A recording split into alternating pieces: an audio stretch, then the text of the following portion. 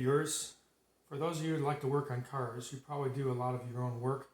But when it comes to brake fluid replacement, that typically is a little more difficult because one typically needs two people. Here's a way to avoid having your brake fluid flush by using a tester. And today is a bit of an unboxing with this tester, the OTC. It's a fairly pricey unit from Great Britain, about 400 USD.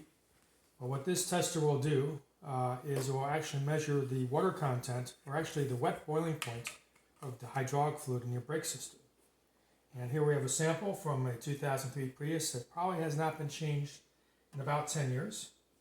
So to operate the unit, it's not necessary to use the car's battery. You can just have a small SLA or any type of 12-volt power source. So we power it on. And it will do its thing, make sure the cap is off.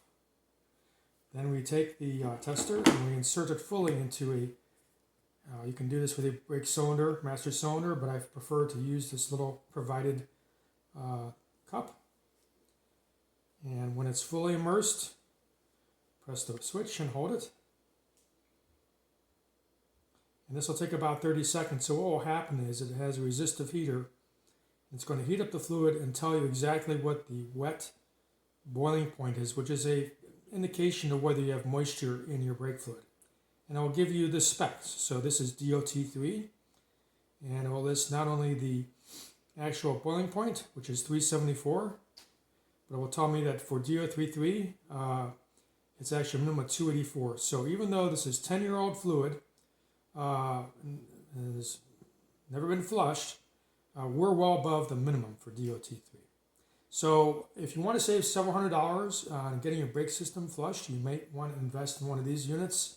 Use it for all your cars, and be assured that you have quality brake fluid in your car.